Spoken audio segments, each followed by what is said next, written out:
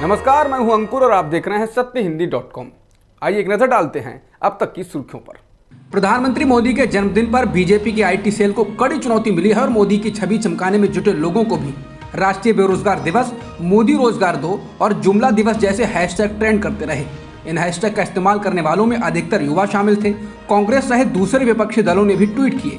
युवाओं ने रोजगार मांगे, रिकॉर्ड बेरोजगारी की बात की, प्रधानमंत्री मोदी के ही रोजगार देने के वादे को याद दिलाया, उनके बयान वाले वीडियो पोस्ट किए। मोदी के पकौड़े तलने वाले बयान पर तंज कसे, डीजल, पेट्रोल, रसोई गैस की बढ़ती कीमतों का जिक्र किया। इसके उलट बीजेपी समर्थकों ने happy birthday Modi ji trend कराकर प्रधानमंत्री मोदी के कार्यों का गुणगान किया और उनकी छवि चमकाने की कोशिश की। मोदी के जन्मदिन को मुख्य विपक्षी दल कांग्रेस की युवा इकाई ने राष्ट्रीय बेरोजगार दिवस के रूप में मनाया। इस दौरान अलग अलग प्रदेशों में कांग्रेस कार्यकर्ताओं ने पकौड़े तले, चाय बनाई और बूथ पॉलिश करते हुए विरोध प्रदर्शन किया। कांग्रेस कार्यकर्ताओं ने कहा कि सत्ता में आने से पहले प्रधानमंत्री ने वादा किया था कि 2 करोड़ युवाओं को प्रतिवर्ष रोजगार उपलब्ध कराएंगे, लेकिन बेरोजगारी दर चरम पर है। पीएम मोदी के जन्मदिन पर आज कोरोना टीकाकरण में नया रिकॉर्ड बनाया गया है। आज देश भर में 4:30 बजे तक 1.8 करोड़ कोरोना वैक्सीन की डोज लगाई गई हैं, जो किसी एक दिन में लगाई गई अब तक की सबसे अधिक डोज हैं। बता दें ये चौथी बार है जब एक दिन में 1 करोड़ से अधिक कोरोना वैक्सीन की डोज लगाई गई है। बता दें बीजेपी ने पीएम मोदी के जन्मदिन को रिकॉर्ड टीकाकरण कर इसको ऐतिहासिक बनाने की कोशिश की। स्वास्थ्य मंत्री मनसुख मंडाविया ने कहा कि ये 1 करोड़ वैक्सीन डोज लगाने की अब तक की सबसे तेज रफ्तार है।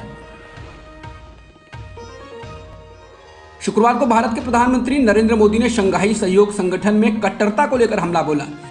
पीएम मोदी ने कहा कि एशियाई देशों के लिए सबसे बड़ी चुनौती बढ़ती कट्टरता और अफगानिस्तान की स्थिति ने इसको और अधिक उजागर कर दिया है। पीएम मोदी ने कहा कि शंघाई सहयोग संगठन की 20वीं वर्षगांठ भविष्य के बारे में सोचने का सही समय है। इस क्षेत्र में सबसे बड़ी चुनौतियां शांति, सुरक्षा और विश्वास की कमी है। इन समस्याओं का मूल कारण बढ़ती कट्टरता है और अफगानिस्तान में हाल के घटनाक्रमों ने इस चुनौती को और स्पष्ट कर दिया है।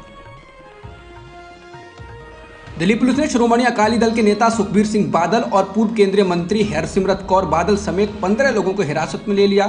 ये लोग कृषि कानूनों के 1 साल पूरे होने पर संसद भवन तक मार्च निकाल रहे थे।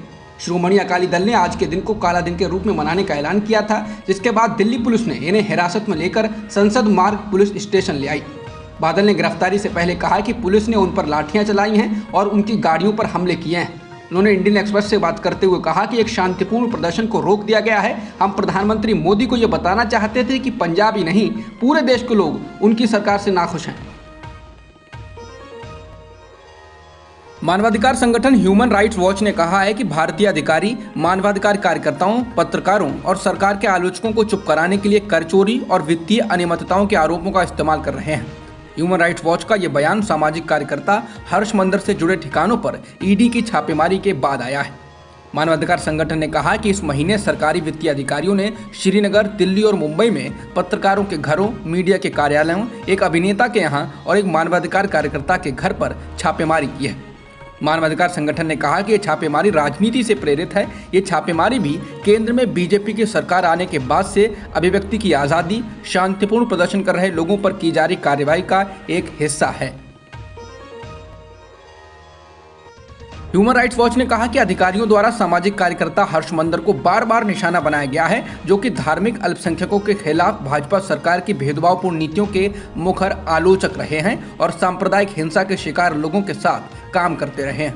ह्यूमन राइट्स वॉच की दक्षिण एशिया निदेशक मीनाक्षी गांगुली ने इन छापेमारी को लेकर कहा है कि भारत सरकार की छापेमारी आलोचकों को परेशान करने और डराने धमकाने के इरादे से की गई है और सभी आलोचकों को चुप कराने की कोशिश के व्यापक पैटर्न को दर्शाती है। एक्टिविस्ट हर्ष मंदर के खिलाफ ईडी की छापेमारी का शिक्षाविदों, पत्रकारों, फिल्म निर्माताओं, कार्यकर्ताओं और वकीलों सहित 600 शख्सियतों ने विरोध किया है। हर्ष मंदर का समर्थन करते हुए उन्होंने छापे की कार्रवाई को आलोचकों को धमकाने का प्रयास करार दिया है। उन्होंने ये भी कहा कि ये लोगों के अधिकारों को रौंदने के लिए सरकारी संस्थाओं का दुरुपयोग है। संयुक्त बयान जारी करने वाले हस्ताक्षरकर्ताओं में इतिहासकार राजमोहन गांधी, वकील प्रशांत भूषण, इंदिरा जयसिंह, कार्यकर्ता मेधा पाटकर और अर्थशास्त्री ज्ञानद्रे जैसी शख्सियतें शामिल हैं। उत्तराखंड के मुख्यमंत्री पुष्कर सिंह धामी ने कहा है कि 4 धाम यात्रा 18 सितंबर यानी शनिवार से शुरू होगी।